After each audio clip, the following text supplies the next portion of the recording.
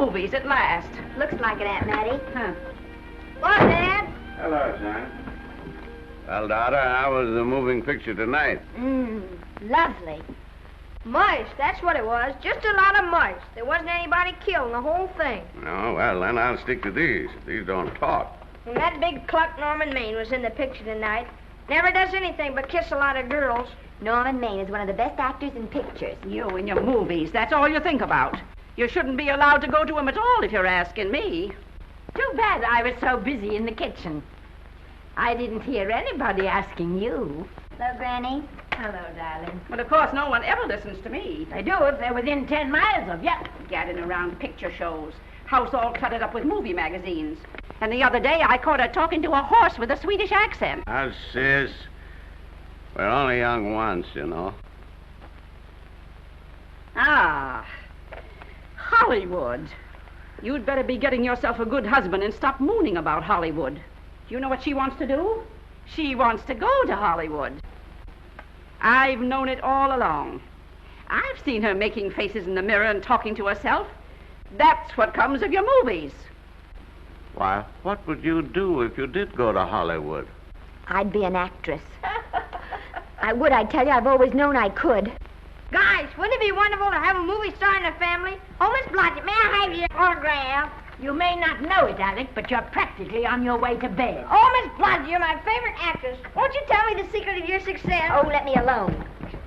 I asked her, what's come over you? I'll tell you what's come over her. She's just a silly little girl whose head has been turned by the movies. And the sooner she forgets the whole thing, the better off she'll be. Why will I be better off? What's wrong with wanting to get out and make something of myself? What do you do that's so much better? Just because you're satisfied to sit here all your lives, you think you can laugh at me. Well, someday you won't laugh at me. I'm going out and have a real life. I'm going to be somebody. You know, if it was spring, I'd say give her a good dose of sulfur and molasses.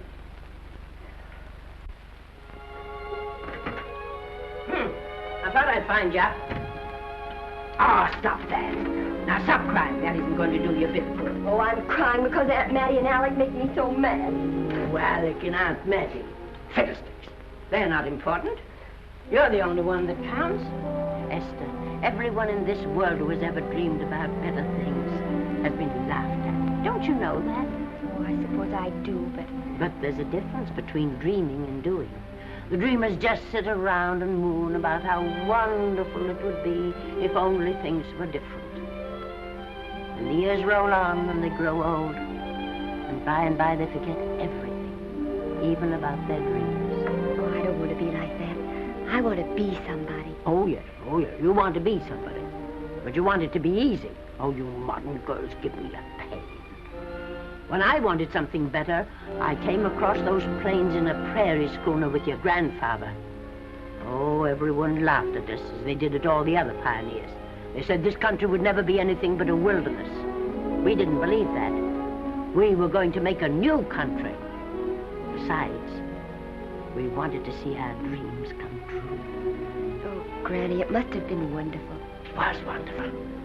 But don't you think for one single minute that it was easy, Esther Blodgett? We burned in summer and we froze in winter. But we kept right on going and we didn't complain because we were doing what we wanted to do. Can you understand that? Yes, I can. Could you do it? Could you do it even if it broke your heart? Because remember, Esther, for every dream of yours you make come true, you'll pay the price in heartbreak.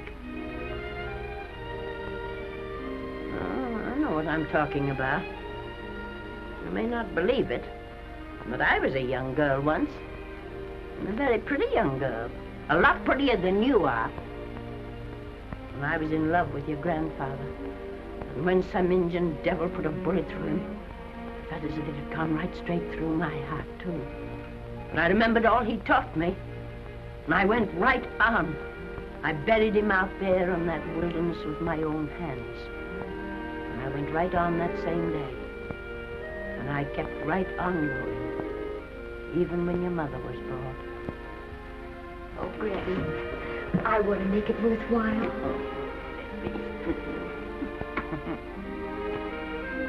You know, Esther, there'll always be a wilderness to conquer.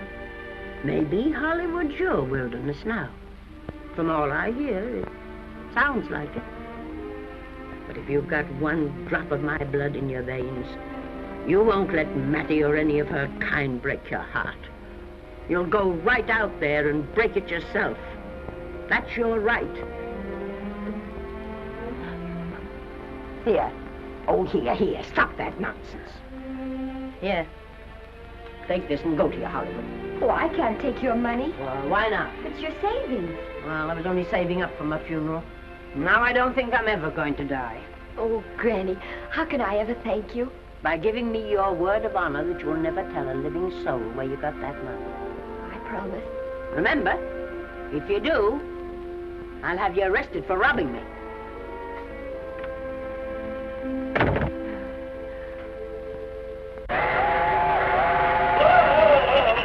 Here we are. I'll help you, Granny. Oh, I can make it, dear. Oh, my, it's cold. I kissed Dad goodbye. Just a little kiss. He didn't even wake up. I bet you didn't try that on your Aunt Mattie. Oh, Aunt Mattie. Think of her face when you tell her. I am thinking about it. I've waited for that chance for 30 years. Here she is, girl. Oh, thank you, Cousin. Good, huh?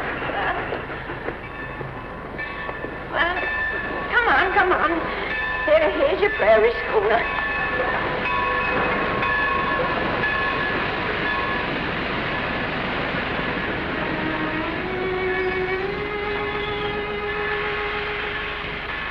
All aboard.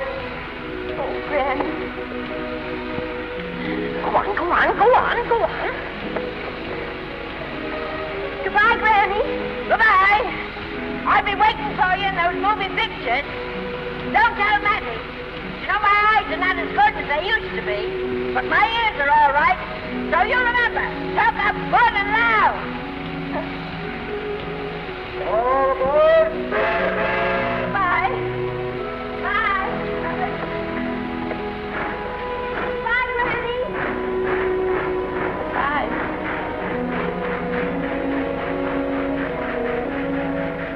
Do you want to go home now? I don't want to, but I will.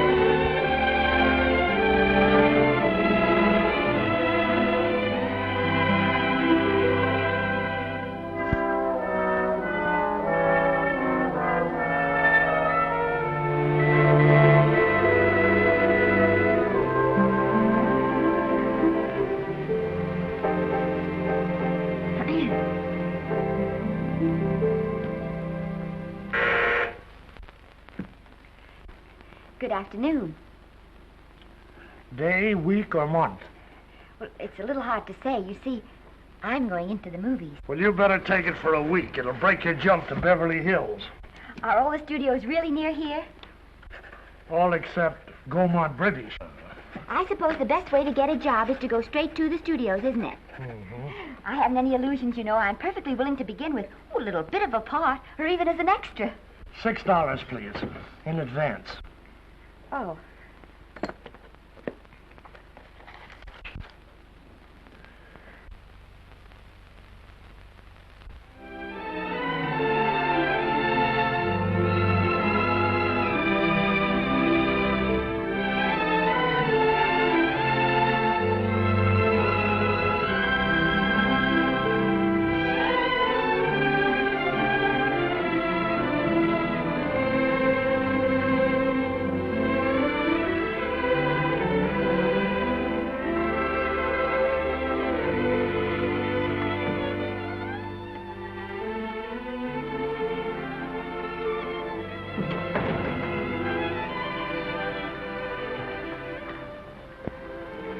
I beg your pardon. I'd like to register for extra work. How long have you been in Hollywood? Well, it's about a month now. We haven't put anyone on our books for over 2 years. Come here. I'd like to show you something. Casting, try later, casting, try later, central, try later, central, casting. Every time you see one of those little lights flash, it's somebody asking for a job. Every time you hear them say try later, it means there isn't any job. You can't keep the girls at the switchboard long, they go crazy. Every one of those little lights thought it was going to be a star. You still want to go in the movies?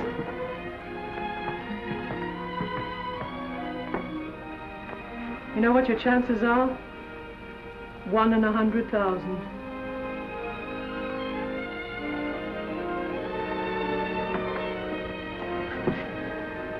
But maybe I'm that one.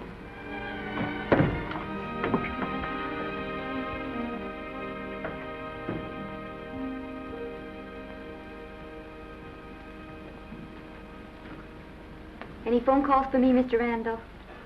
Oh, no. Jesse Lasky and Sammy Goldwyn must be writing letters instead. How's the luck today? There wasn't any. Maybe you don't go at it in the right way. Now take Danny McGuire here. He knows the ropes. Don't you, Danny? Sure, I've had him around my neck for years. Huh? What? Oh, Miss Blodgett. Danny McGuire, our new tenant. How do you do? Mr. McGuire is a big director.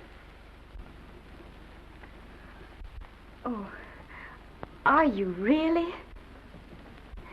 Oh, could you possibly use me in a picture, Mr. McGuire? Of course, I haven't had much experience, but I don't think that really matters if you're willing. And Now I really listen, feel that... lady. In the first place, I'm not a director. I'm an assistant director. In the second place, if I had any jobs to give away, I'd confer one on myself. And in the third place, you should have stayed back home in the first place.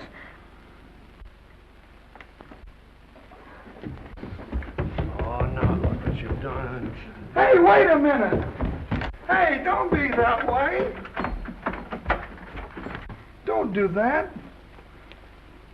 Gosh, I didn't mean to get tough, but a guy thinks he's being kidded when somebody asks him for a job and he hasn't got one for himself. After all, I'm not a big enough shot to hurt your feelings. I'm sorry. It wasn't just that. It was a lot of things. Looking for a job every day and never getting any nearer to it. I guess I was beginning to get a little scared. I know. Lady, do I know. Well, there's only one thing to do for that feeling when you're tired and sunk and down to your last nickel. Come on and I'll buy you a drink. Well, it's not as bad as down to the last nickel. I've still got $11 left. $11? You're going to buy me a drink. Come on.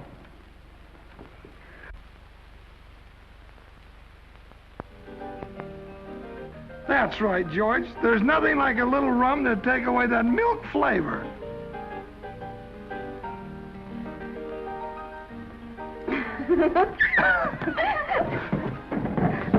I beg your pardon. Certainly.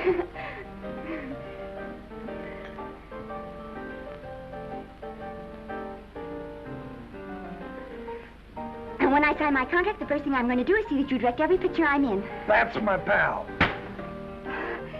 Of course, I'm going to be perfectly nice about it, but I'll just insist. Now, that's the way to talk. Don't let them lick you. Oh, I should say they can't lick me. If they try anything like that, well, I just won't sign. Now, that's right. What have you got to lose? Another one of these and we'll open our own studio.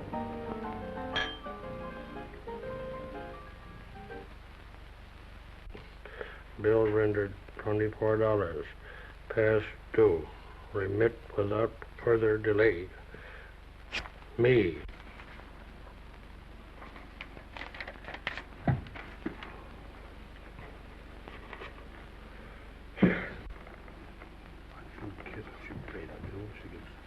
Tough luck, I guess.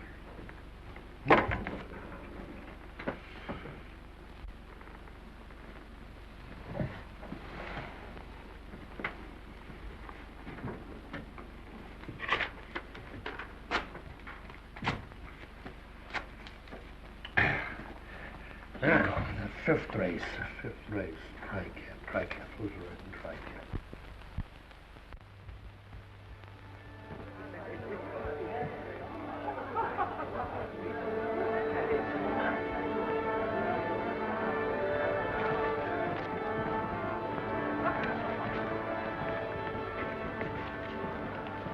Hey, the program's going to be swell tonight.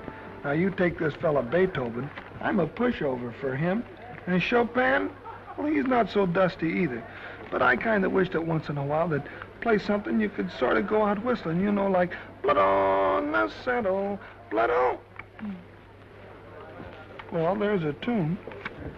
Hey, why don't you throw your hat in the air or something, can't you? This is a celebration. My job starts tomorrow. I know it does, and I think it's swell, Danny.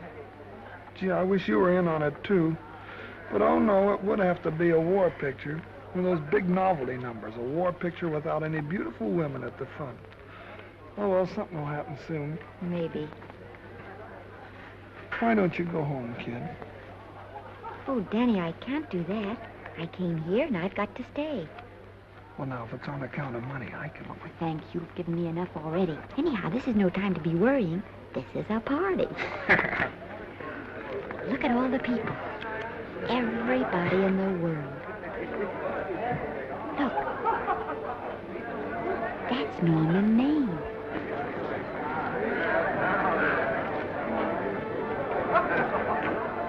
And he seems to have had that one extra cocktail.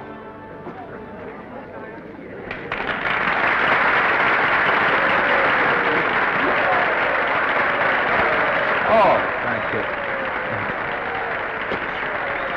Sit down, you dope. That's for the orchestra leader.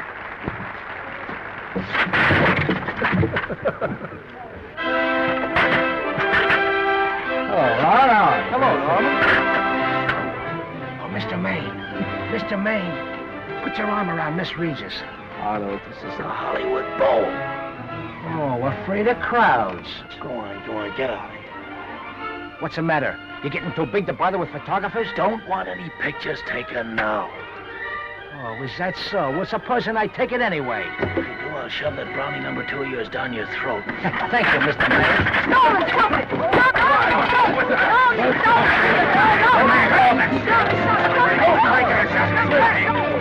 Take it easy, Mr. Mayor. Just calm down. Normie, come back and sit down. Everybody's laughing at you.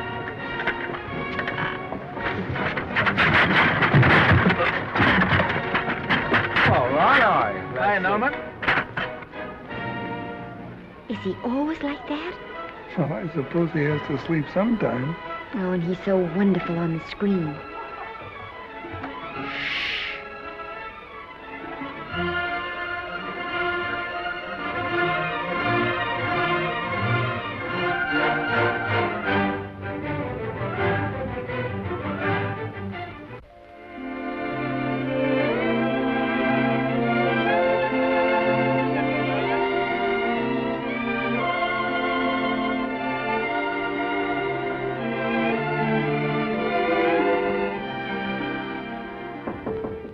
Come in. Danny, what's the matter? Well, believe it or not, I got a job for you. Danny, that's wonderful. When do I go to the studio? Well, you don't exactly go to the studio. Oh, it's on location. Well, it's not exactly on location. But of course, I haven't any makeup. Will you tell me what to get and sort of help me put it on? Well, you don't exactly need any makeup. You see, it's not really a picture job. It's being a waitress. Oh. Well, it's kind of a picture job if you look at it right. You said it was a waitress. Well, it's waitressing for Casey Burke, the big director over at our studio. He's giving a party tonight to kind of celebrate on account of finishing the picture, and he wanted me to get him an extra waitress, and it's $5. And I thought of you right away, Esther. That was awfully sweet of you, Danny. Well, there's going to be a lot of big people at Burke's house tonight, and I'll bet you there's any number of big directors, and if you're there, maybe they'll notice you. I could make them notice me. Sure you could, Esther. It's your chance. My chance. All right, Daddy, I'll do it. Oh, but I can't. I haven't got the right things to wear. To wear? Oh, here. Now, you don't think the wardrobe department's right next to my office for nothing, do you? A perfect fit.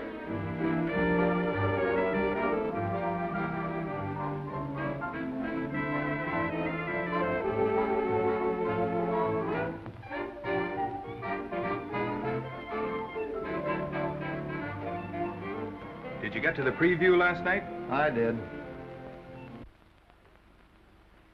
Would you like a little hors d'oeuvre? They are very nice. Oh, thanks. Well, what did you think of the picture? They should have saved it for Thanksgiving. What a turkey.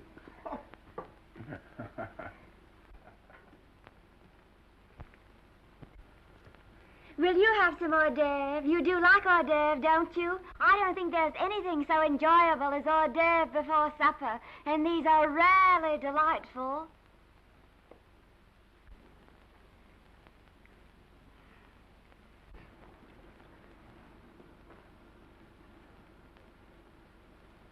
And at the finish, the kid turns around and sings the lullaby to its mother.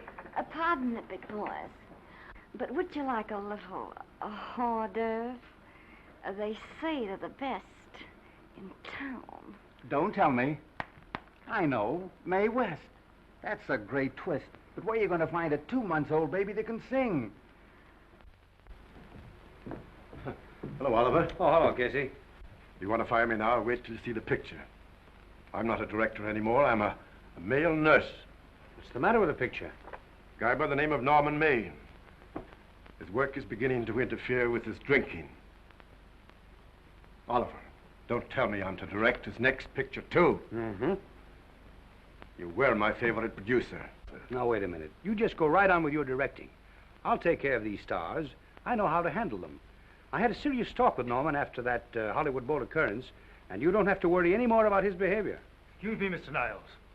Mr. Libby of your publicity department is on the telephone. He says it's most important, sir. It's about Mr. Maine. Thank you. Oh, it's probably just some little thing. Of course, Oliver. I'll turn on the radio and see if they've called out the National Guard yet. Hello, Libby. What's the good word? Mr. Norman Maine, America's Prince Charming, was apprehended driving an ambulance down Wilshire Boulevard with a siren going full blast.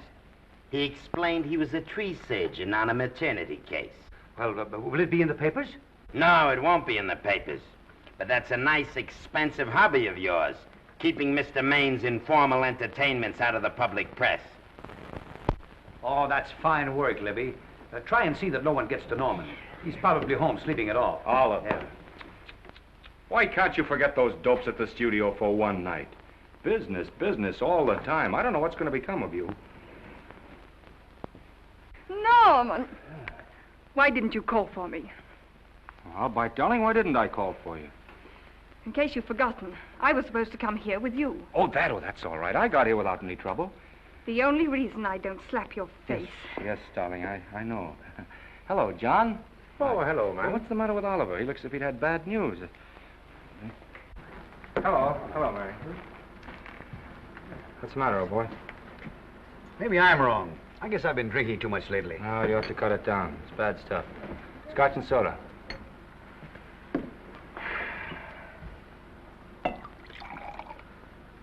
Come on. The word, you know, is pronounced when. Bad dialogue, Oliver. I'd rather not watch this. You know best. Soda. Thank you. Oh. Go ahead and say it. I've got it coming to me. Don't make it tougher on me, Norman. I don't want to stand here and preach, but take a look at my side of it. I'm trying to make pictures with you. I know. Costs are going up, and the grosses are going down. No, it isn't that. I've made lots of money with you, and I can afford to take a loss. But I hate to see you going the way of so many others. Why don't you get Lloyd's to insure you against me? You can't get insurance against a man forgetting who he is. You're a great star, Norman, but there's nobody so big that he can afford to have people refuse to work with him. Who doesn't want to work with me? You... Quiet. Listen, I know plenty of people who do. Yes, and so do I. But your real friends can't stand seeing you start to fall apart. What do you mean by that? The first signs are always the same. Not being able to remember your lines. Cameraman struggling to cover your hangovers. And all because you have to have a good time. Every day and every night. Listen, I've warned you for a long time, Okay, Norman. Oliver, you're a swell guy. You won't lose any money on me. I'll promise you that. I'll be ready for the curtains when the time comes. When it does, here's my epitaph. And now I think I'll have a little drink. Scotch and soda.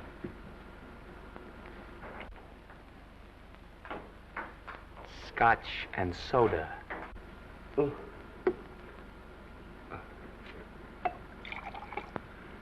Come on.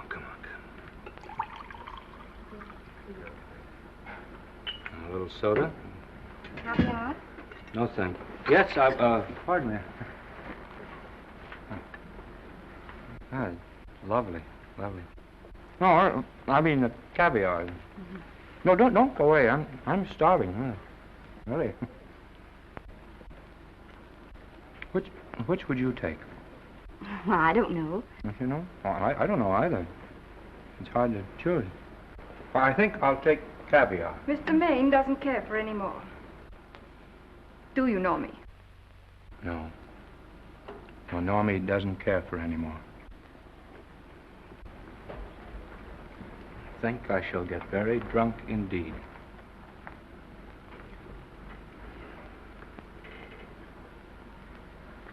Scotch and soda. Sorry, I have something.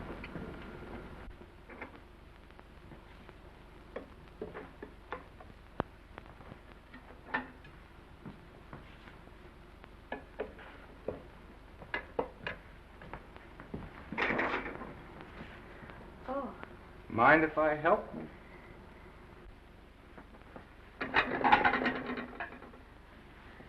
Won't they miss you? Oh, no.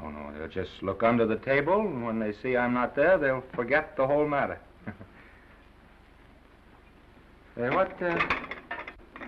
What's your name? Esther Blodgett. My name's Maine. I know. You do?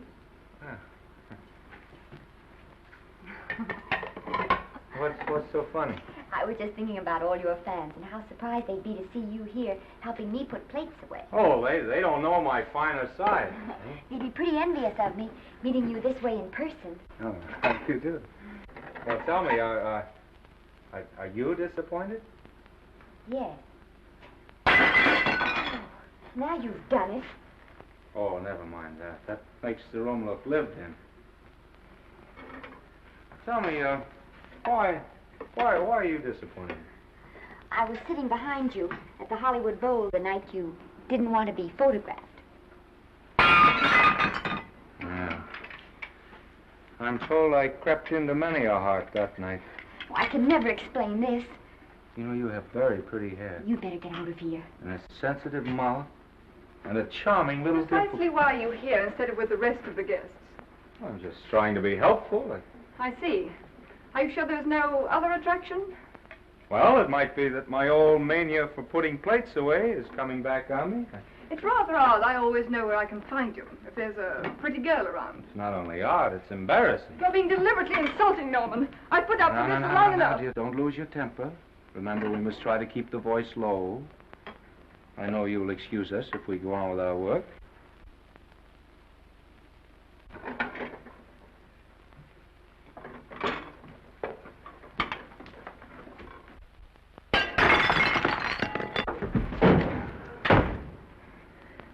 Now see what you've done.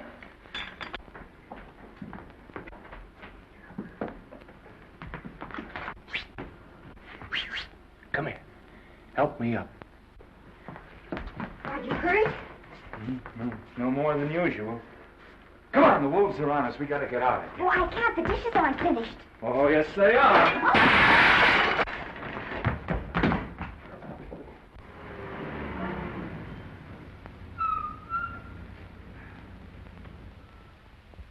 Well, I bet I know what you're going to say now. What? Good night. Good night, and thanks. Hey, wait a minute. Hey, you realize that all I found out about you is that you're foolish enough to want to go into pictures? But why is it foolish? Look at you. Yeah, that's what I mean. No, I'd rather like to go into this matter a little more thoroughly. Oh, that's awfully nice of you. So why don't we go on up to my place and talk it over? Oh, no. Thank you very much, but I really must say good night. Good night. But you're not angry. No. I'm hungry. Well, why don't you go and get something to eat? Good night, Miss Blodgett. Good night, Mr. Maine. Wait a minute. Peter, the least I can do is to see you to your door. Will I see you again? I hope so. Has anyone ever told you that you're lovely? Well, now you know. Thank you.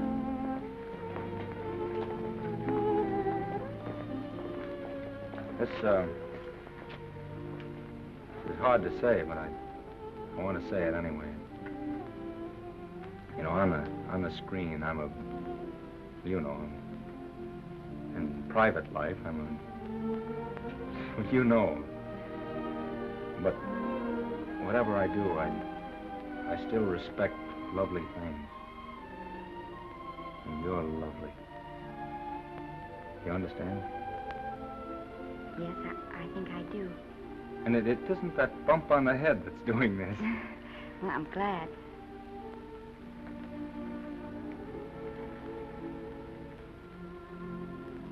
Good night. Good night.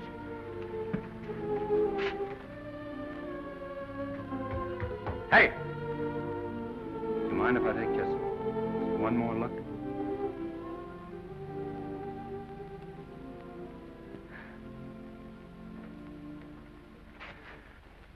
Go away. Quite impossible. I wouldn't even consider it. No.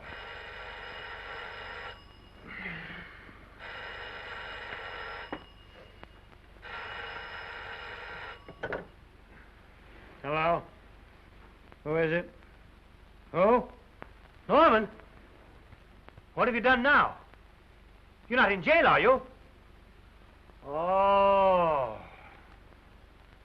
Yes, I see. Oh, it's that again. I see. She's beautiful. Yeah, I know. You want me to give her a screen test? Yeah, certainly. She's got wonderful possibilities. Oh, you know she's got something. Well, you knew all the other ones had something, too. Oh, no. I tell you, Oliver, she's got that sincerity and honestness and a... sincerity and honestness that makes great actresses. Oliver, I am so sure of this girl that I want to take the test with her myself. Listen, Oliver, you've worked hard. You're entitled to a break. You get...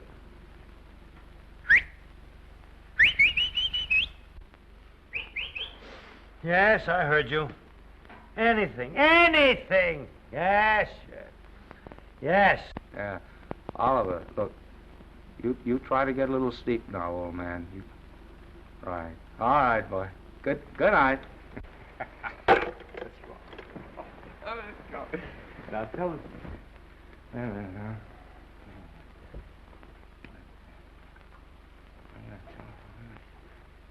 Telephone book. Telephone book. What is it? Where's that telephone book? Hey, Oliver, telephone book. Oh, yeah, oh, yeah, oh, yeah, oh, yeah. Oh, oh, yeah,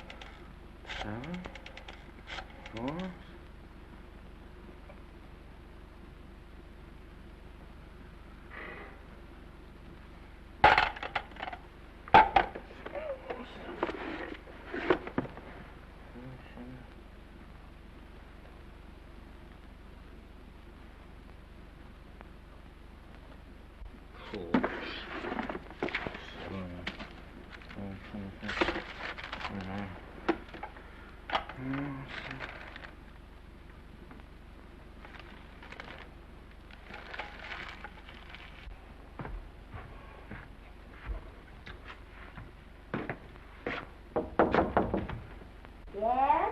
Telephone. For me? Some drunk trying to be funny says he's Norman Maine. Thanks, I'll be right down. And Miss Blodgett, would you give him a message for me? Tell him it's 3 o'clock in the morning!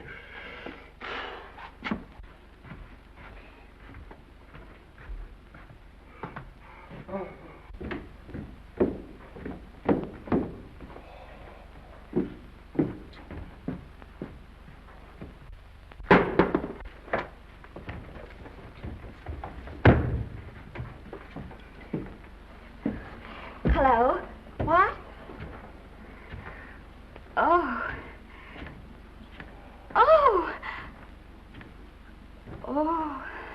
Oh, yes. I'll be there. Oh, thank you.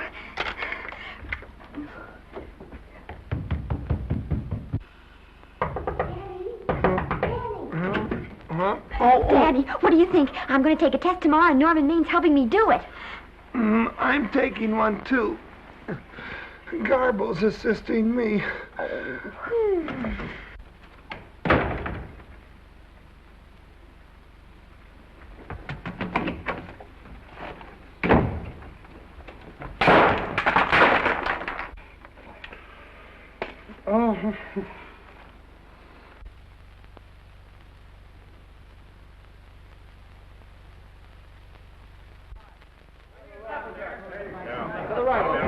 Move that Gobo in. Put a silk on that broad. No, the Yankee. Is this light too hot for you, Haley? Okay, but cut down on your backlight. Put a double on that 90. Bring it down a little. That's it. Now quiet. Pull down on that 150. Get pulled down on that 150. Okay. Come here and get this thing. Run it here.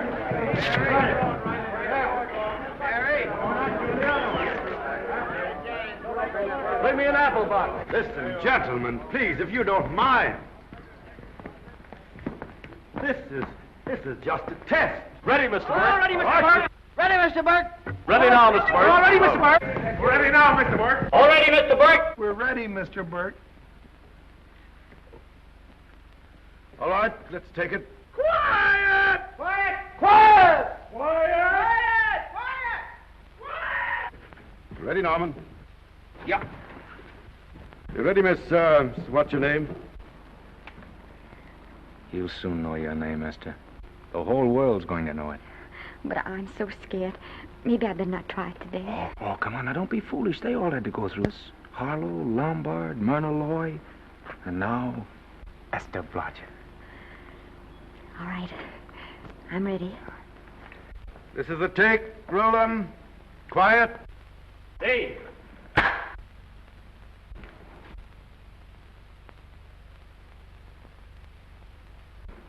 I may as well tell you that my whole organization thinks I've gone a little nuts to sign you.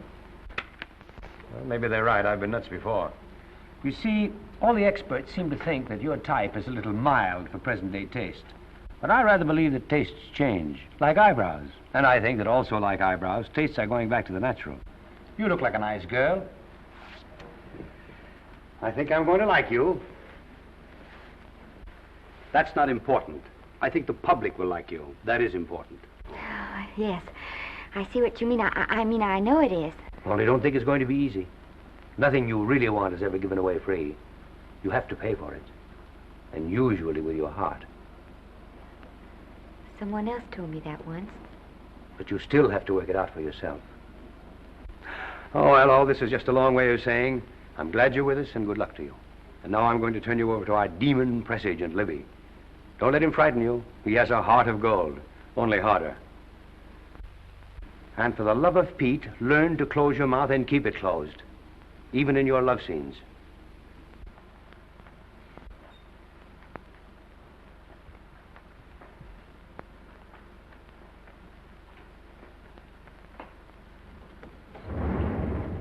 Are you a Russian?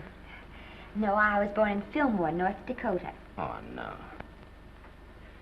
First saw light of day in a mountain cabin, a trapper's hut, high up in the Rockies. Go on. Well, I always wanted to be an actress. Dreamed of footlights as Lonely Kitty. Are you sure there's no Russian in your family? Positive. That's a shame. Well, what does your father do? He's a farmer. Social register-eyed father. Fed up with hypocrisies of 400, sought wilderness for consolation. There amidst the mountain flowers, he raised another blossom, his lovely little daughter. What's your name? Esther Victoria Blodgett.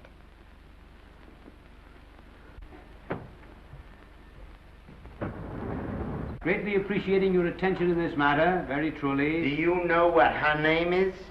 Esther Victoria Blodgett. Hey, we'll have to do something about that right away. Esther Victoria Blodgett. Well, that Blodgett's definitely out. Let's see, Esther Victoria, Vicky. How about Vicky? Oh, I think that's terribly cute. Let's see, Vicky. Vicky what? Vicky, pronounced Vicky. See, Esther, Besta, Sesta, Desta, Festa. Oh, that's very pretty. Jester, Hester, Desta, Lester. Vicky Lester. Oh, I like that. Say it. Vicky Lester. Say it again. Vicky Lester. Say it again. Vicky Lester. Say it. Vicky Lester. Say Vicky Lester. Vicky Lester. Vicky Lester. Vicky Lester. Vicky Lester. Vicky Lester. Flash. Oliver Nile Studio discovers new starlet, a Cinderella of the Rockies. Her name is Vicky Lester. Those who have peeked tell me she couldn't be more divoon. The face of an angel and such natural talents. Her voice is a symphony. Her very walk, they tell me, is enough to drive men mad. Not that way. Get the lead out of your feet. Lift them up.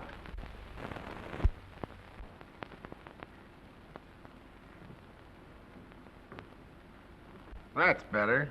It's terrible, but it's better. The quality of mercy is not strained. It droppeth as the gentle rain from heaven. Cease. Through the mouth, my child, through the mouth. The nose is for smelling roses. Proceed. Does she have to look surprised all the time?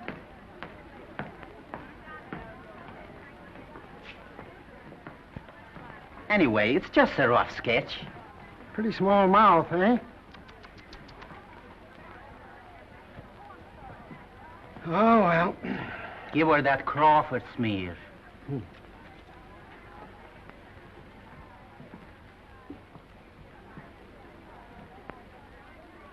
This'll give her that Dietrich. Yeah.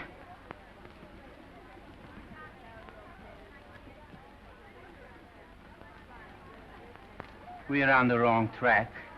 She still looks surprised.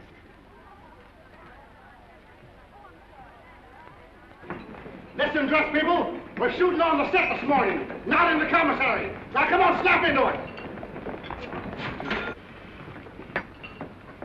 Acme Trucking Company? No. Mr. Smith is not in.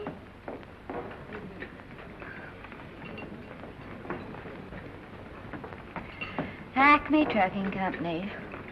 No. Mr. Smith is not in.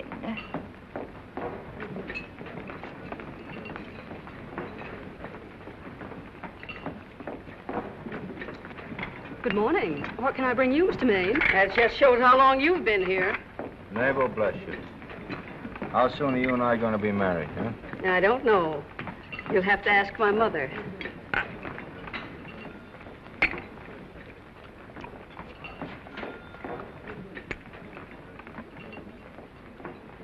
Acme Trucking Company? No, Mr. Smythe is not in.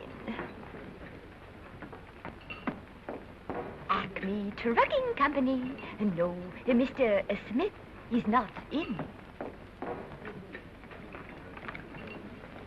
Acme? No, Smith ain't in.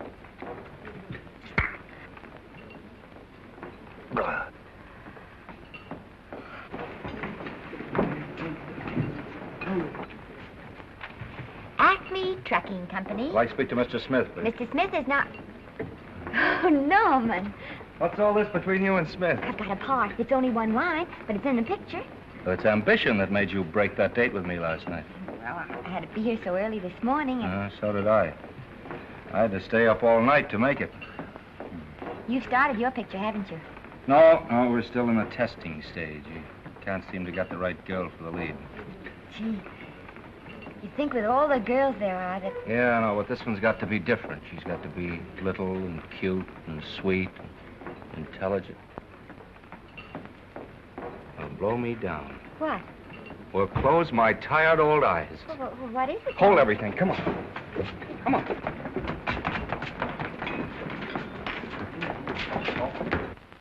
Well, you've been through the whole casting directory. I'll work day and night, Mr. Niles. And I'll work with her, Oliver. And I can be mean or nasty or anything you want, Mr. Niles. If she clicks, Oliver, you've got a star overnight. Okay.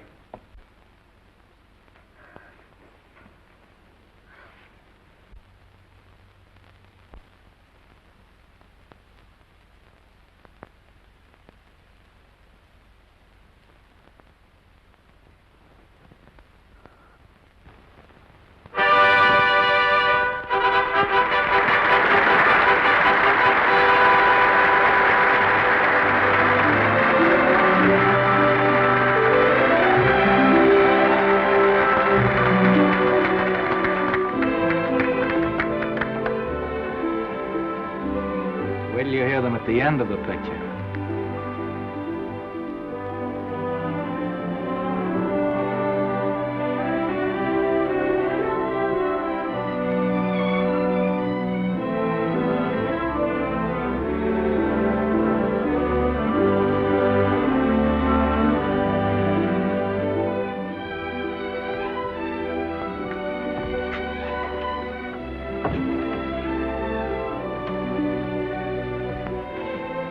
Do you think we were noticed? By no one. They're much too busy playing at croquet. I've loved you all my life. But we only met 2 days ago. That's when my life began.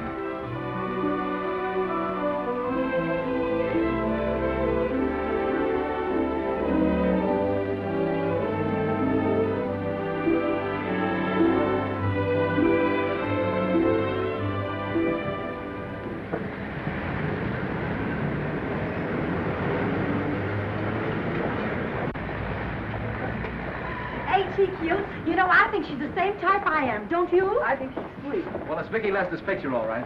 I think she was much better than he was. These producers are so horribly dumb. They won't know how good she is. Well, maybe it's because she's a good girl. Oh, Maine's not so bad, but it's Vicky Lester they'll go to see. Isn't she, darling? I think she's the most precious little thing I've ever seen. It's a knockout, Libby. You might mention that when you write your review. That Lester kid's a gold mine. Didn't you like Norman Maine? Was he in it? Libby, I'm afraid we have another hit. Huh? It's in the bag, neatly tied up with beautiful pink ribbons. Say, where are Norman and Vicky? I don't know. I thought you had them. I wish they'd come. We're having a party at the Trocadero. Isn't it thrilling running away from people? Norman, it's so exciting, So new. A star is born. Come on, run.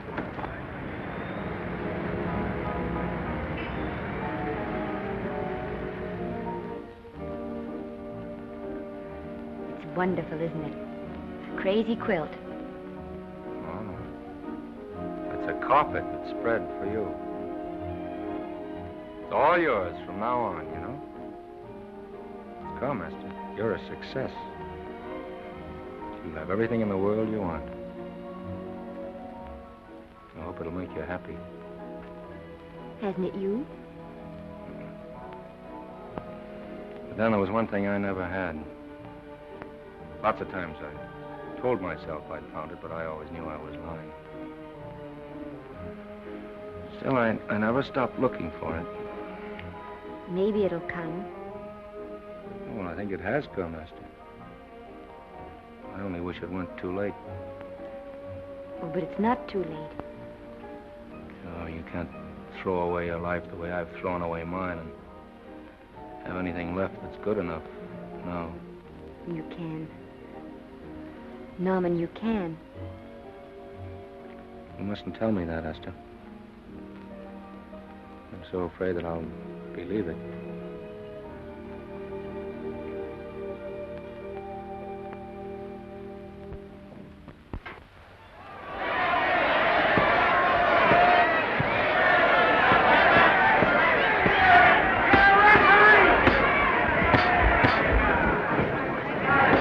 Gotcha. Shoot your right. Swell, isn't it? Lovely. What's Gotcha getting? Can't you hear me, Gotcha? Shoot your right.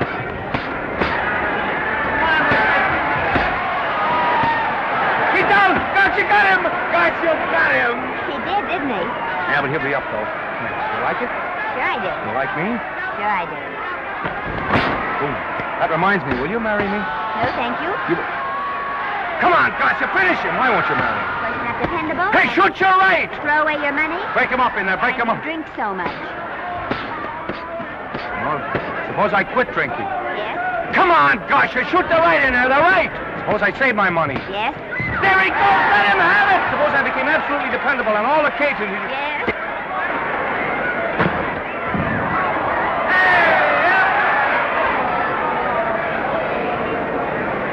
Hey, Gotcha. He's got him. He's got him. He certainly did.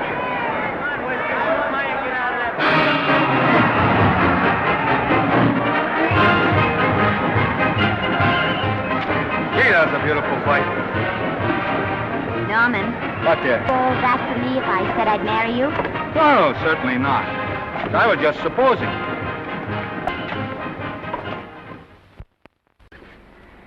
We're going to be married. Guess I didn't read that line right. I'll try it again. We are going to be married. Both of us. Yeah, to each other. What do you think of that? Well, when? Where? Well, we thought we'd elope in the conventional manner.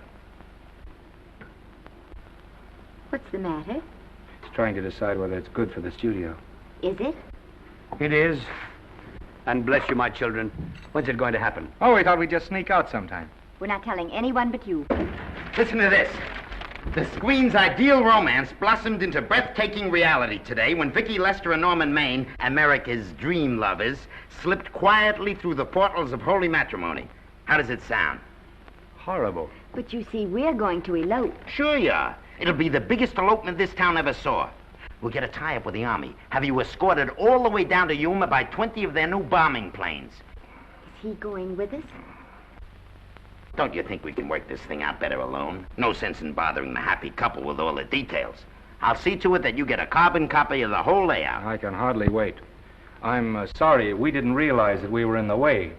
While you're settling the details, you don't mind if I take this woman out and buy her a ring, do you? Sure, go ahead. We want everything legal. That's a charming match. A nice girl like Vicky. And public nuisance #1. Now, wait a minute, Libby. Norman's all right. And if you'll pardon my pointing, Vicky's business is her own. It doesn't require any comments. I wasn't making any comments. I just said it was a rotten shame. So go ahead and plan the elopement. Oh, that elopement stuff is out. You can't get any scope in that. We're going to have a wedding. Where'll we have it? Customary place, I believe, is a church. Nah, it's been done. This has got to be something big. The beach. I can visualize it. The bridesmaids in bathing suits. 20,000 Santa Monica school children spelling out the word love. It's a novelty, but is it big enough? Why not the city hall? A police escort of every motorcycle cop in town. Sirens screaming, confetti pouring out of buildings like the Lindbergh reception in New York, only on a big scale. What's the matter? Isn't it big enough? And now if any man can show just cause why these two may not be lawfully joined together, let him now speak, or else hereafter forever hold his peace. Do you, Alfred Henkel, take this woman as your lawful wedded wife? Will you love, comfort, honor, and keep her in sickness and health as long as you both shall live? I will. Do you, I beg your pardon. Do you, Esther Blodgett, take this man as your lawful wedded husband? Will you obey, serve, love, honor, and keep him in sickness and health as long as you both shall live? I will. Place the ring on her finger. Hurry, please. Now, by virtues of the power invested in me as Justice of the Peace of San Bardo Township, County of Los Angeles, I pronounce you man and wife.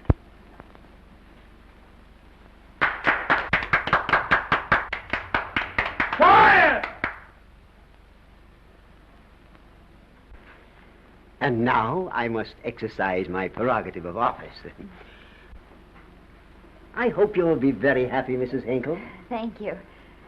Thank you, sir. Oh, Thank you Danny. very much. Now, if you'll please sign the license. Oh, yeah. You know, Mrs. Henkel, I can't help but believe I've seen you somewhere before. Oh, really? Well, I believe this is the first time I've ever been in San Vardo. You know, your face is familiar, too, Really? Mr. Henkel. There you are, sir. Thank you very much. Oh, thank you, sir. Thank you. Goodbye. Goodbye. See you again. Yes, goodbye. No, I don't mean I'll see. No. Yeah, I think you got by with it. But it was close. That JP was just beginning to remember where he'd seen us. Well, anyway, we got away from Libby. Hello, Toots. If you will be kind enough to glance between my shoulder blades, Mr. and Mrs. Henkel, you will find there a knife buried to the hilt. On the handle are your initials. Lovely to have seen you, Libby. Hold him, wait. hold him, Danny.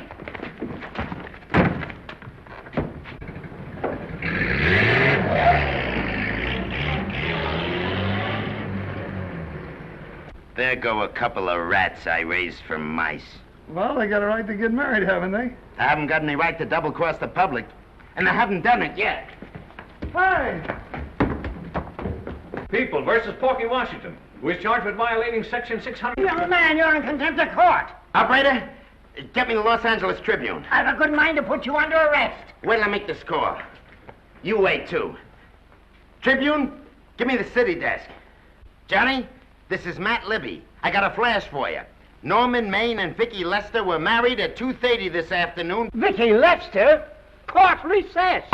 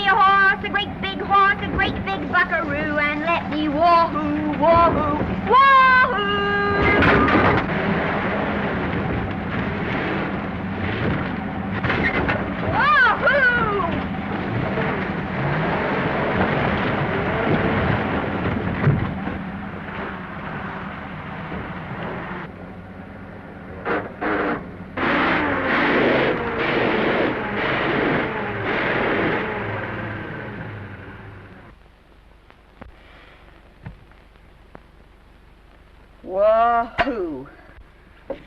Hey, Wahoo. I don't want to sound immodest, but I think I've stripped a gear. Well, sit down, won't you, and let's get acquainted. We'll probably be seeing quite a bit of each other from now on. Well, might just as well break the ice now as later.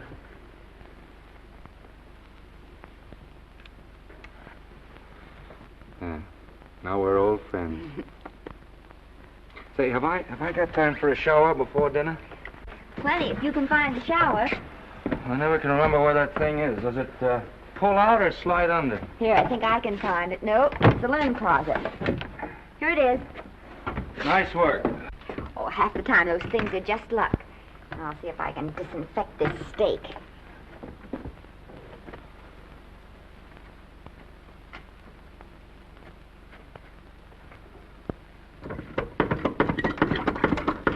Yeah, Esther, there's no soap.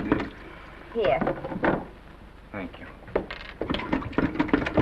Oh, and Esther. Yes, dear? I'll need a washcloth.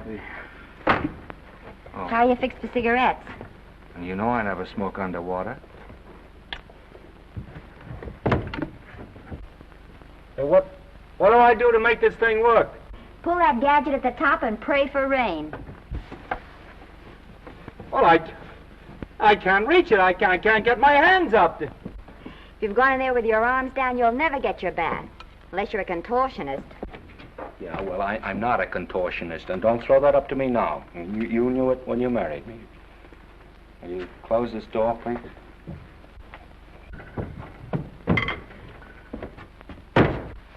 Thank you.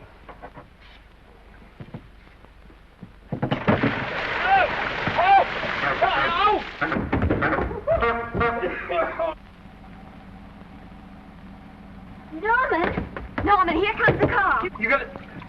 Huh? Here, quick. Quick what? Quick, go out and stop them and ask for help. Oh, I'll catch cold. Oh, you'll get warm again. Yeah, don't you? They'll recognize me. Now, if you keep your face down, go on. There may not be another car for a week. Well, howdy, partner. Howdy. Stuck? Yeah, how'd you guess it? Can you get us some help? Well, I reckon not. You know, it's a long way to town. We're pretty busy down at the place. Well, I gotta get out of here. I've got my wife with me. Doesn't she like the country? No, and we're short of food. There's a lot of game in them woods. You know, well, my wife can't shoot. Well, you're sure up against it. Sorry I can't do anything for you. Well, wait, listen, I'll be frank with you. I'm Norman Maine. Who? Norman Maine. Well, my name's Judd Baker.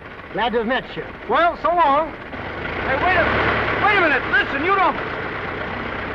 So you're Norman Maine.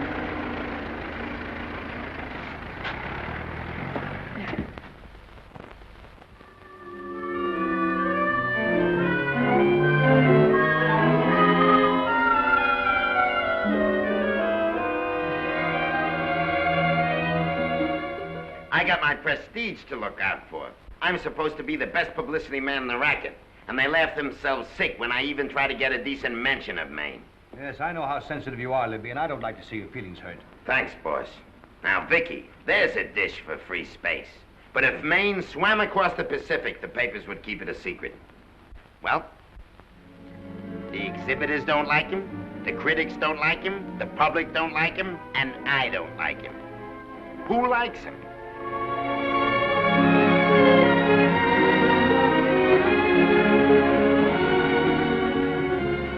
Oh, but darling, this is almost too much of a surprise. And there I was in my touching innocence, thinking we were going to live at the beach house. Oh, we'll still keep the place at Malibu. But this is special. This is our castle. It used to be in the air, you know? We'll never use any ugly words like contracts and pictures and careers. When we come in those gates, we'll check the studio outside. Come on, I got another little surprise for you.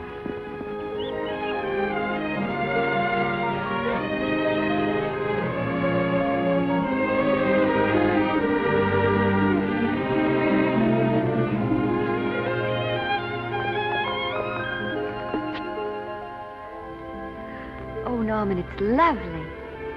So are you lovely. The whole world's lovely. Hey, hold it!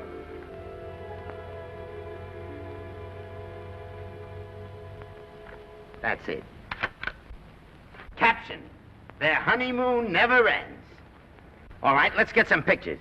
Now, if the bride will sit here and the groom stand behind her, we'll have something unique. Now let's go after something different. You sit down and she'll stand up.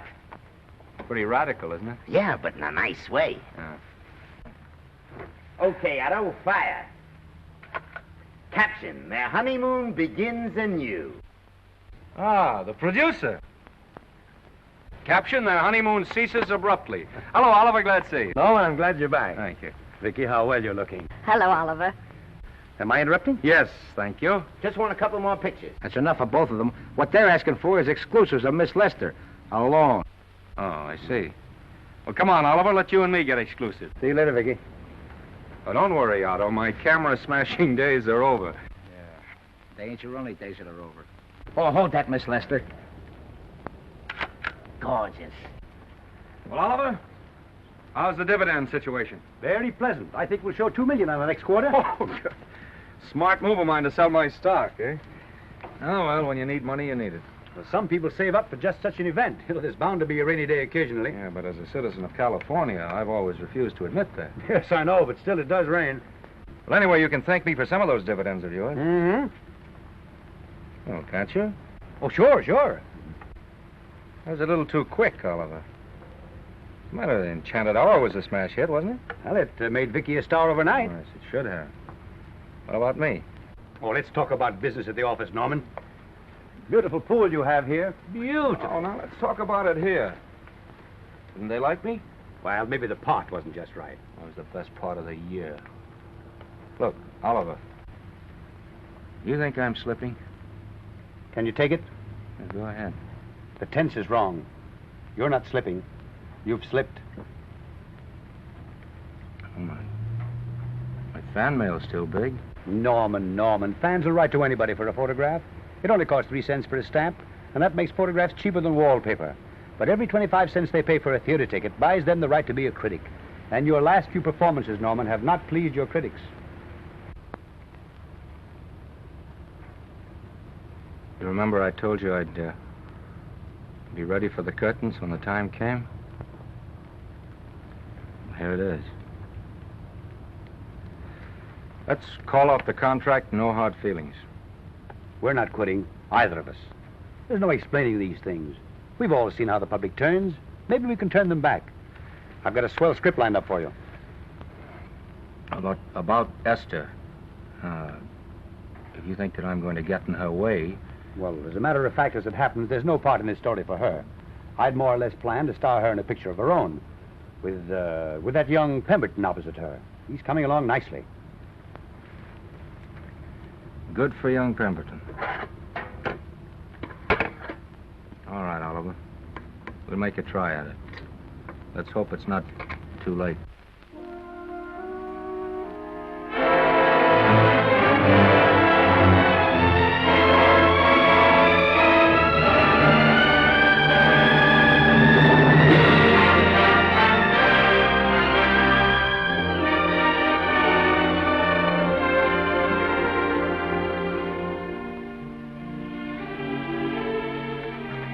No argument. I'll buy those. Huh. The screen's most finished actor. I'll say he's finished. He keeps them away in droves.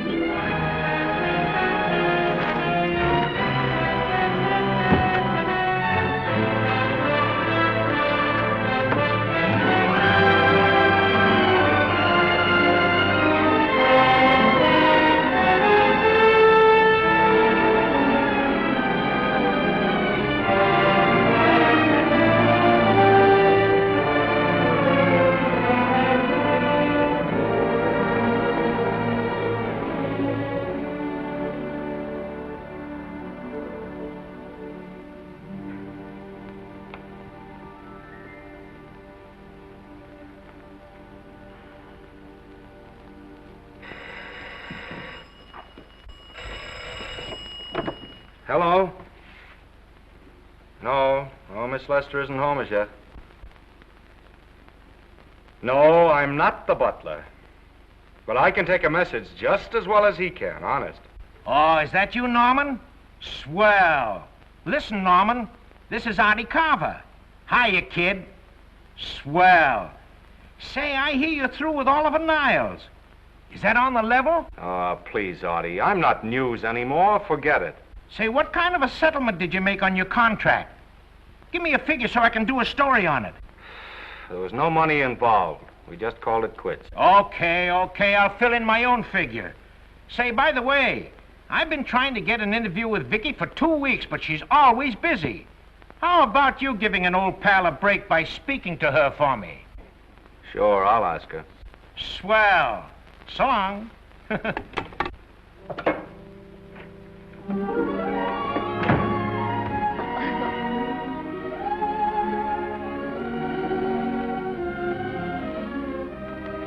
I didn't mean to be late, darling, but Casey wanted All right.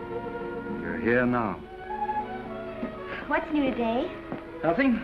Haven't been out of the house. Let's go somewhere tonight. No, you're tired. We'll stay in. I'm not tired, really. Oh, yes, you are. You've got a hard day ahead of you. Anyway, I see so little of you, I'd like to have you to myself. Oh, but it's the servants' night out. We haven't any Yes, we dinner have. ready. I fixed a little snack with my own lily white hands. I'm learning to cook in my spare time. Then I think I'll marry you. Oh, I get it. You want to make an honest cook of me. Comes in on wheels in this joint.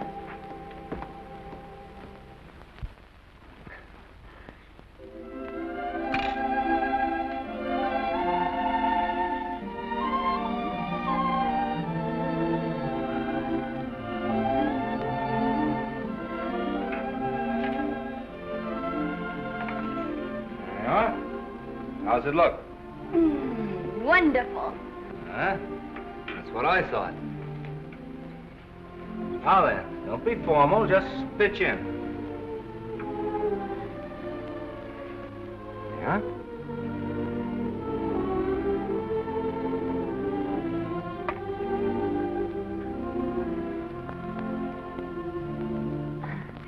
I'm afraid my mouth's not quite big enough. I'll measure it next time and make them to size. A little hard to lift, too. In fact, I think I'll take those measurements right now.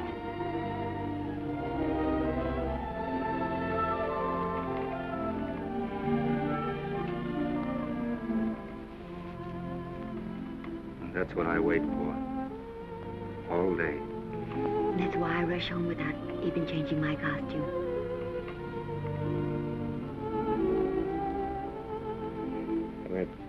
We're forgetting that we're hungry.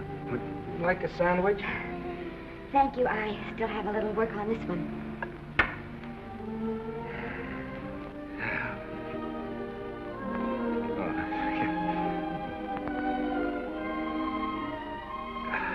Norman, will you unhook my dress? I can't breathe. Mm-hmm.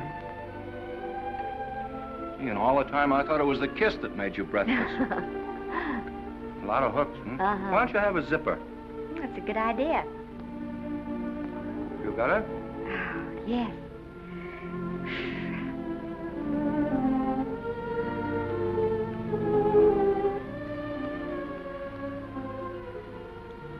Don't look now, but I think that guy on your left is in love with you. I hope so.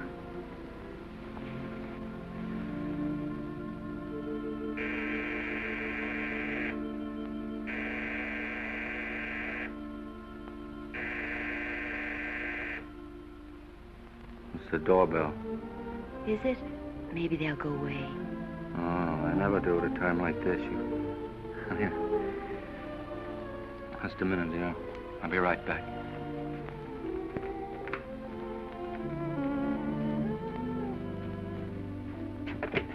Does Vicky Lester live here? Yes. I got a package for her. I'll sign for it. Who are you? I'm her husband. Oh, sure. Sign right here, Mr. Lester.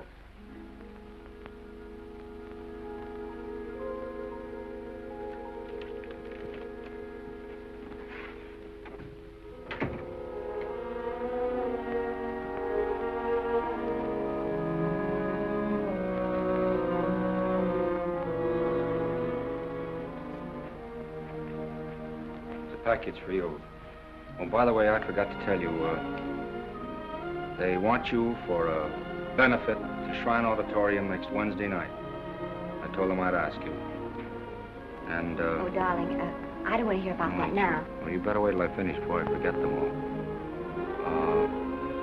The Academy dinner secretary phoned. She wants to know if you want a table reserved for you. Oh, yes, Artie Carver called and asked if I'd use my influence with you to get him an interview.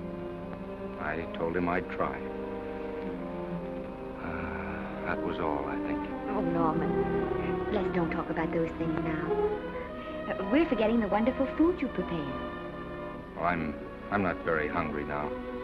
I think I'll fix me a little drink. But, Norm...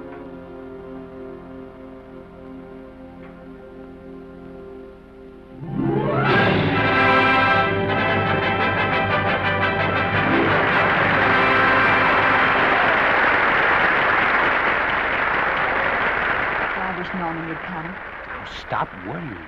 And think how nice that statuette's going to look on your mantelpiece. Do you suppose anything's happened to him? But of course not. He's just been held up in traffic. You think about that statuette. And now we arrive at the climax of the annual dinner of the Academy of Motion Picture Arts and Sciences, the highest award within our power to bestow. We have already applauded with our hearts as well as our hands, while awards have been given those gentlemen who during the past year have rendered distinguished service to the motion picture industry. We now pay honor to the ladies, or rather to one lady. We offer to her the Academy Award for the finest performance of the past year. She has already had the world's acclaim, but this is the tribute of her fellow workers, the men and women of this industry. It is not only my pleasure, but my privilege to present this award to the actress who created the unforgettable Anna in Dream Without End, Miss Vicki Lester.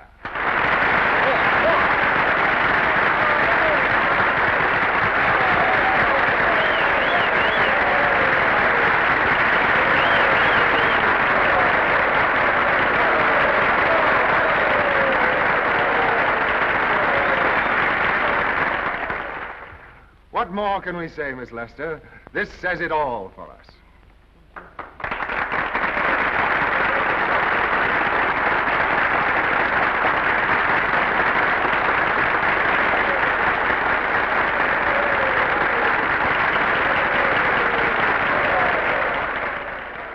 Ladies and gentlemen, when something like this happens to you, and you try to tell how you feel about it, you find that out of all the words in the world, there are only two that really mean anything. Thank you. All I can do is to say them to you from my heart. All I can do is to keep on saying them. Hey, that's fine. Oh, this thing. That's a very pretty speech, my dear. Very pretty. You said the right thing.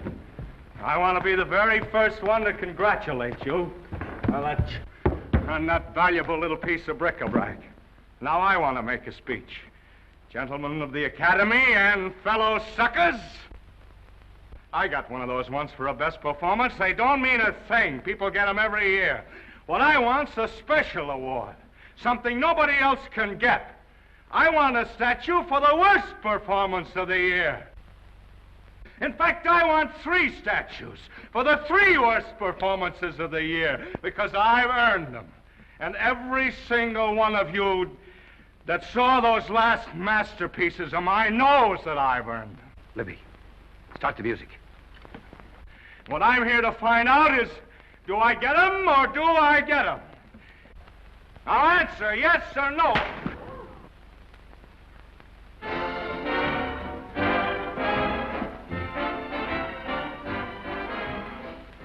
Norman, darling, let's go and sit down.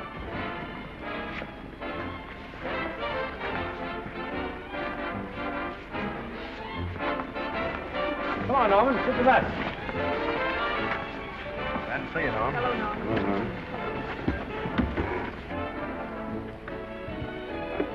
Well, Norman, how are you? Hi, Oliver. My dear, do let me congratulate you. You must be terribly proud and happy tonight. Thank you.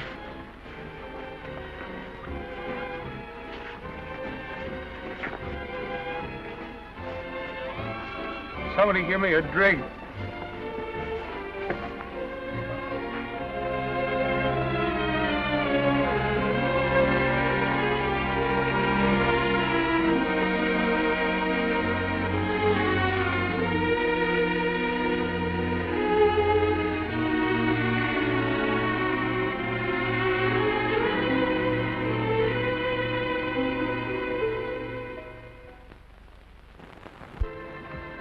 Oliver, it's nice of you to come to my dressing room. Vicky, how are you? I've missed you. Everyone's missed you. Have a nice trip. Well, a 3-month tour of the theater circuit scarcely comes under the head of pleasure. But the way they're screaming for your pictures all over the country. Miss Lester, if I may talk shop, you are a knockout. Thank you. It's good to hear that. You've been crying. A little. How's Norman?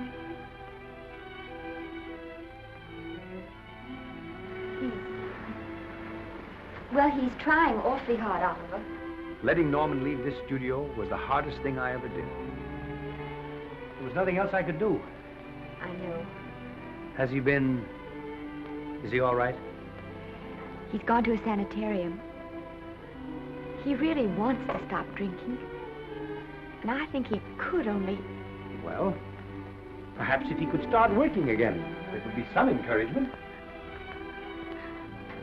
Oliver, could you do that? Yes. Oh, thank you. But he mustn't ever know I told you. He won't know, and you mustn't worry. I want you to keep up your good work in this picture. I'll try, Oliver. That's the one thing I can do for you.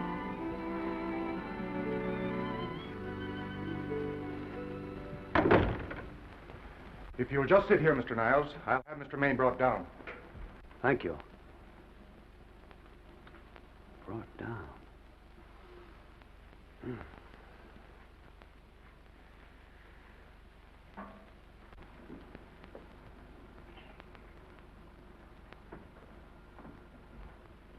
Hello, Oliver.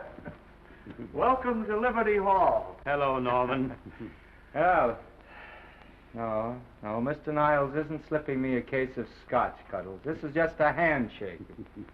This is Cuddles, Oliver, my social secretary. We go everywhere together. How are you feeling, Norman? Fine. Getting along remarkably well, Cuddles tells me. He says you ought to see some of the boys. Let's sit down. Yeah. Cuddles, we really don't need you. Touching, isn't it? Can't bear to have me out of his sight. Are you comfortable here, Norman? Comfortable. It's positively luxurious. They even have iron bars in the windows to keep out the draft. How much longer are you going to be here? Oh, well, I'm really cured now. I'm just staying on for an extra week or two to get in good shape, you know. After all, there's no particular hurry to return to the cameras. That's what I wanted to talk to you about. I've got a script with a fine part for you in it. Gee, Oliver, that's great. That's great. Who plays opposite me? Well, it is not exactly the lead. Young Pemberton's doing that. But I tell you frankly, I consider your part better than the lead.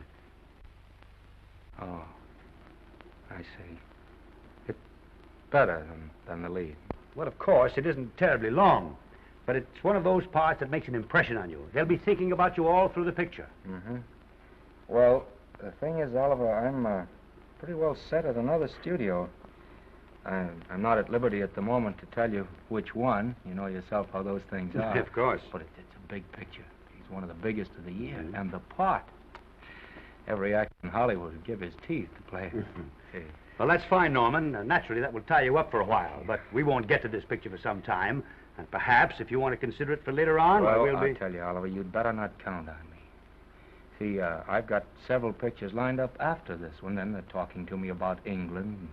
You know, they're doing some very interesting things over there, you know. Mm-hmm. Hey. What is it, Cuddle? Speak right out. We all love you. Your dinner. Oh, yeah, we dine at 5:30 here. It makes the nights longer. Well, goodbye, Norman. I'm glad to see you getting along so well. I'll be out in no time. I'll have to introduce myself all over to a lot of people. They won't know me when I'm not drinking. Goodbye. Goodbye, Norman. Thanks for dropping in. That's fine. Yeah. Well, Cuddles? Alone at last, eh?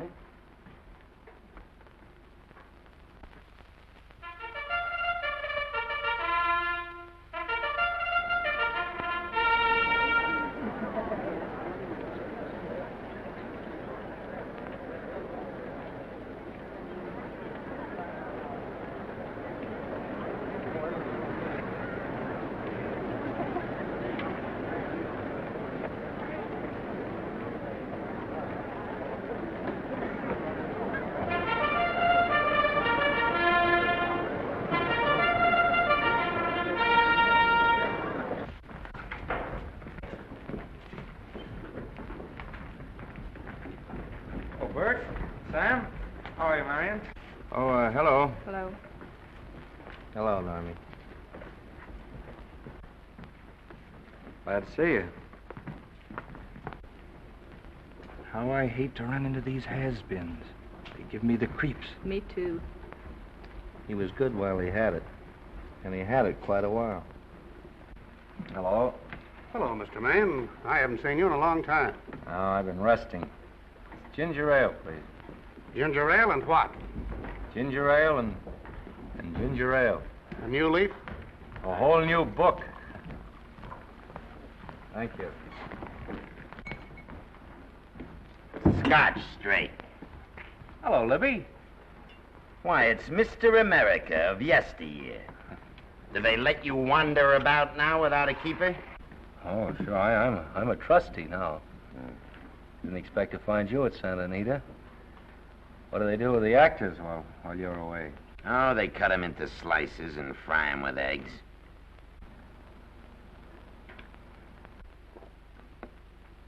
I suppose you'll be here all the time, now that you've retired from the hurly-burly of the silver screen. Well, we're living down in Malibu now, and pretty lonesome with Esther away working all day. Well, I wouldn't squawk about that if I were you. It's nice to have somebody in the family making a living. Oh, wait a minute, Libby. I don't want to forget that we're friends. Friends, my eye. Say, listen, I got you out of jams because I had to. It was my job, not because I was your friend.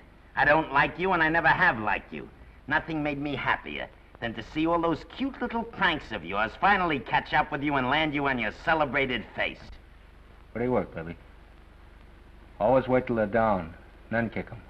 I don't feel sorry for you. You fixed yourself nice and comfortable. You can live off your wife now. She'll buy you drinks and put up with you even though nobody else will. Come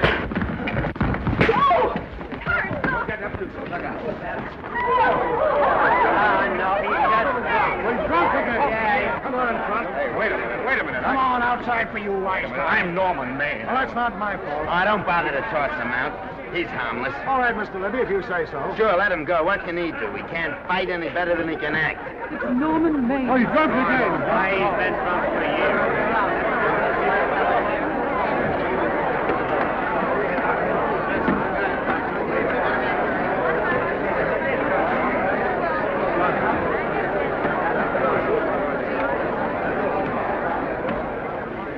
Give me a scotch.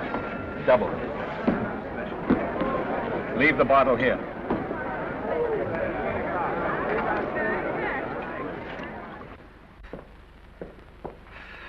Vicky, you'll be ill. Why don't you try to get a little sleep? But he's been gone 4 days. 4 days and not a word.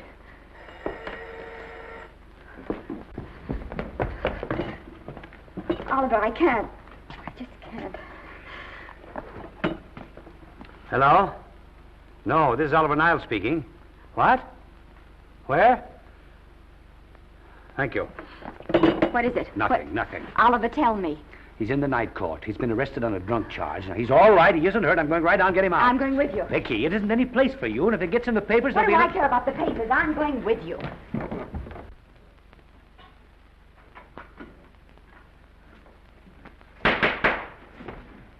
Division 30, Municipal Court, County Los Angeles, now in session. The Honorable Judge J. Barris presiding. Be seated, please. Were you able to do anything? Judge wouldn't even see me. Ready, Your Honor.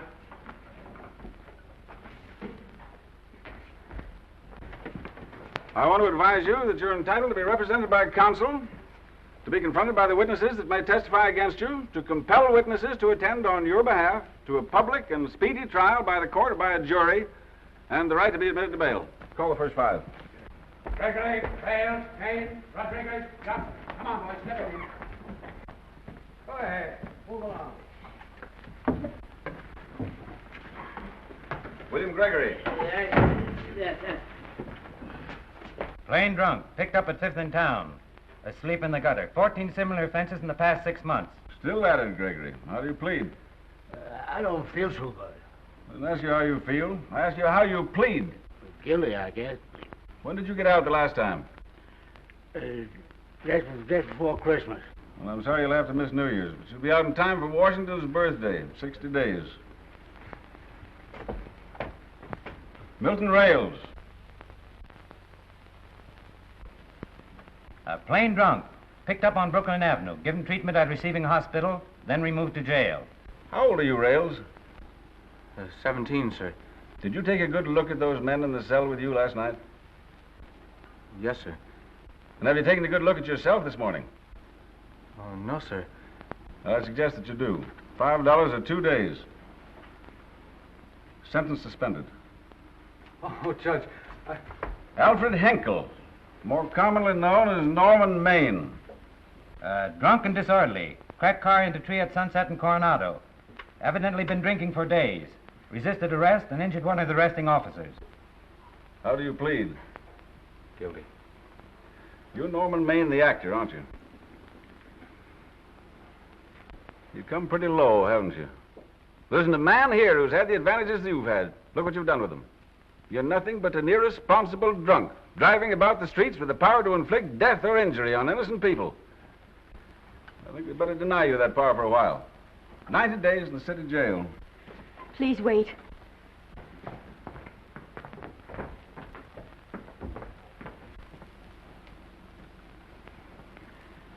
I'm his wife.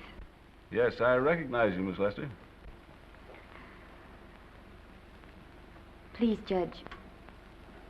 I promise you this won't happen again. I'll be responsible for him. If you just won't send him there. You realize that this man, when drunk, is obviously a menace to public safety? And you realize, too, Miss Lester, the responsibility you'll be assuming to this court and to the Commonwealth. I do. Sentence suspended. Prisoner remanded to custody wife. Thank you. You can get him at the jail entrance, madam. Jose Rodriguez. Plain drunk, picked up at 1st and Main. 2nd offense. How do you plead? I think I'm guilty, Your Honor. 60 days.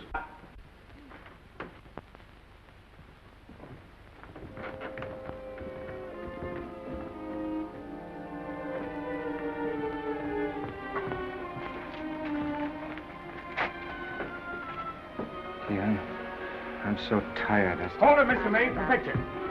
Oh, no. What about a statement for the press? Oh, no, please.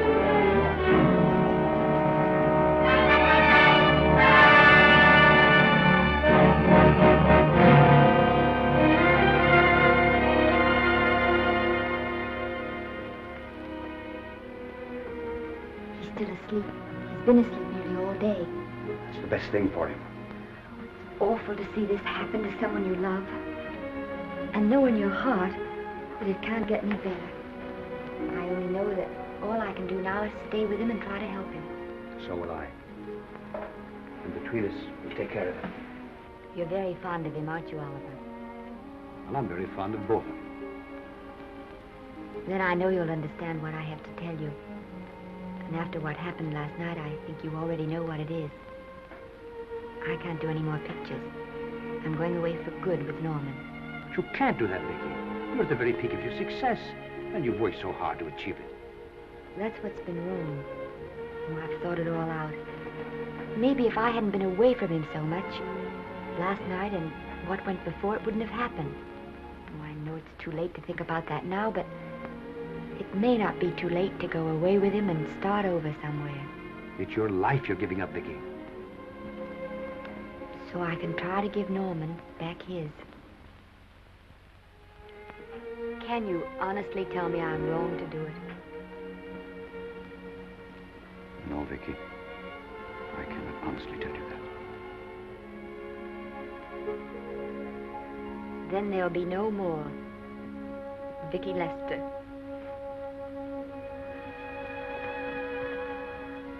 Come on, walk to the door with me.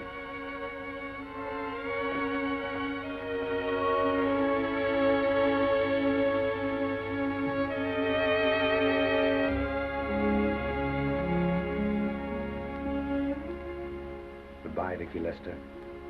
You were a grand girl. Good luck, Mrs. Norman Maine.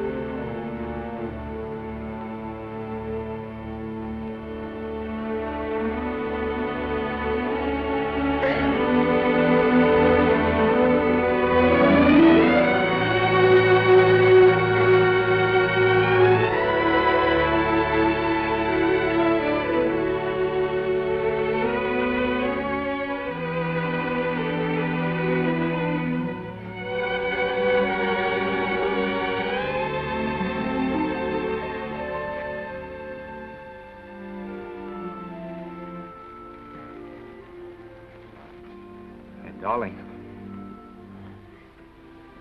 this is Maine coming in to apologize again. I'm sorry, dear, but it isn't you. What other troubles have you got? None. I was just playing a scene with myself. Now look, I'm just coming out of the jitters and you're just going into them. This is a swell household. Isn't it? I'll tell you what we'll do. I'll promise to brace up if you'll go on the wagon. I guess I have been drinking too much. You know what I'm going to do? I'm going to be an athlete. You mean with great big muscles and everything? Well, roughly speaking. Gonna join the YMCA? It costs too much. I'm going wading out in our front yard. Now? Sure. Would you like me to go with you? Sure, if you'd like to. No, me. I don't think I will. It might spoil this beautiful, natural wave. Yeah, I guess that's right. But, darling, look, could you have a hot toddy... some hot soup for me when I come back? Some hot soup? Yeah. And I'll make some of those nice sandwiches. Norman, do you have to?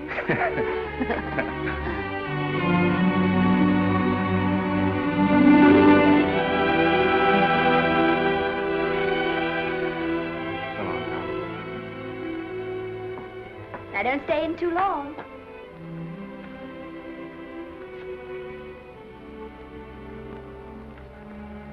Hey! You mind if I take just one more look?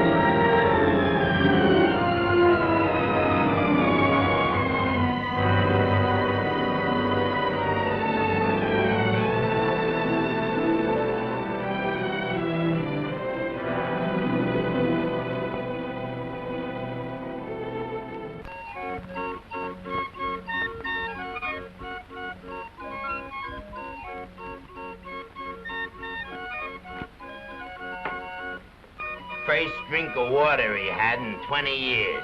And then he had to get it by accident. Pardon me. How do you wire congratulations to the Pacific Ocean?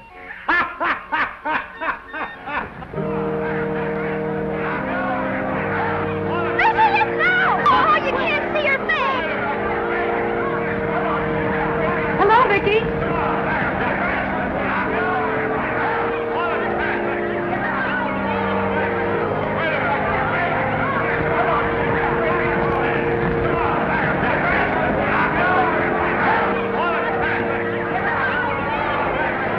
Get away, can't you? Come on, Vicky, let's see your face. Vicky, will you sign my book for me? Write Mrs. Norman May. Don't you care, Vicky? You get over it.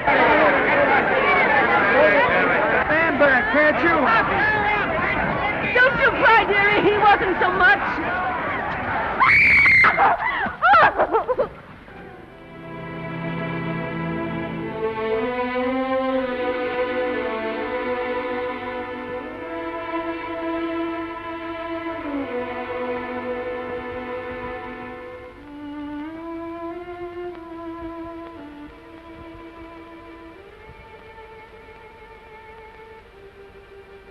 Do you mind if I take just one more look?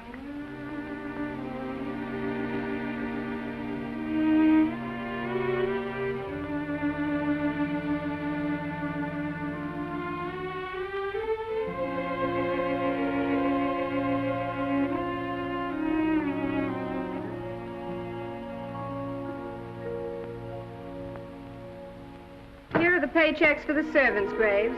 You'll find a very nice bonus in each one. Miss Lester asked me to thank you for your kindness and service. If there's anything I can do for the little lady, I should be glad to do it. She would appreciate your attending to the closing of the Beverly Hills house. Put down those trunks. Put it down, I say. Well, where is she? In the bedroom. Who are you? Oh, I'm her grandmother. Get up, buddy.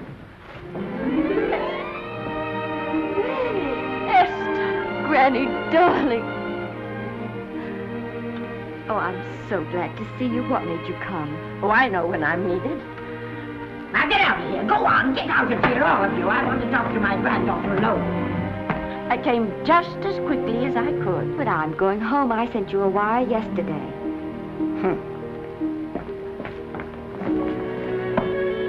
Sit down. Is it true that you're going to quit the movies? I never want to hear them again. What are you running away from, little girl? I'm not running away.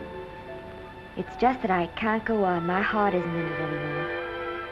Once I told you, if you get what you want, you have to give your heart in exchange.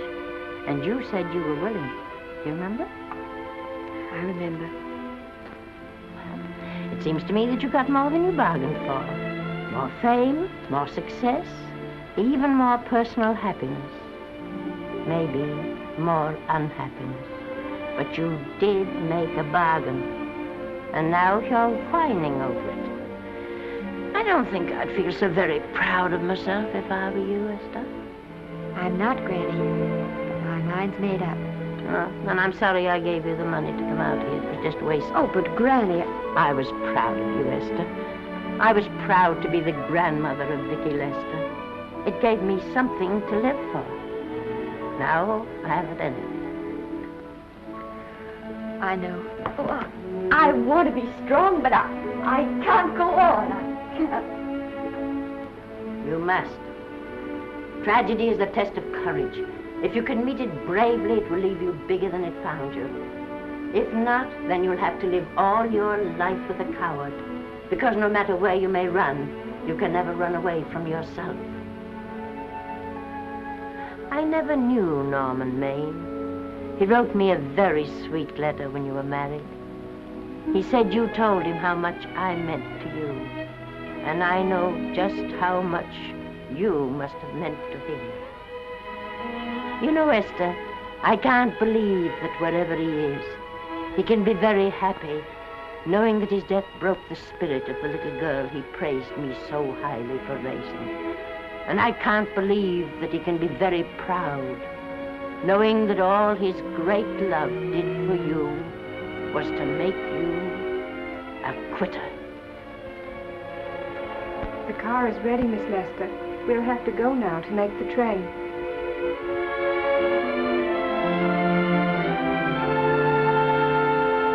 Put the car back in the garage.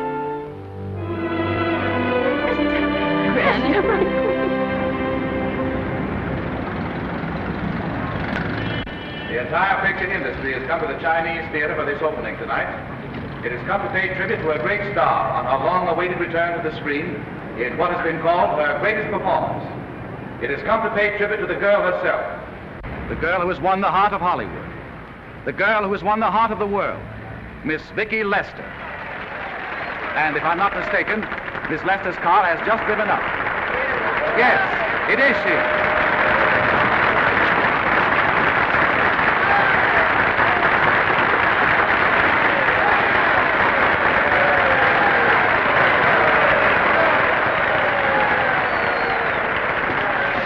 This doesn't scare you too much. I scare very slowly, young man. Big smile, folks, please.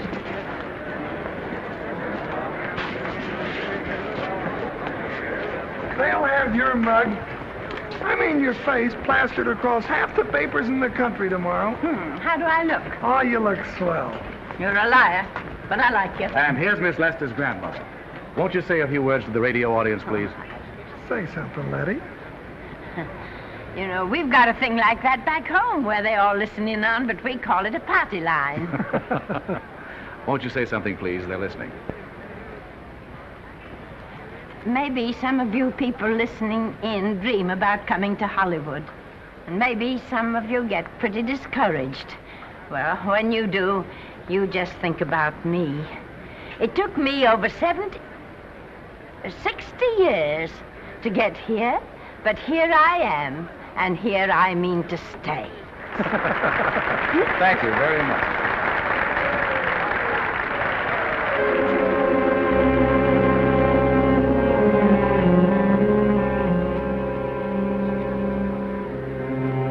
Miss Lester. This microphone is on an international hookup. Throughout the world, your fans are hoping that you'll say a few words to them.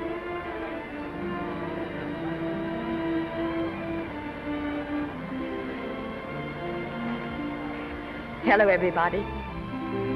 This is Mrs. Norman Maine.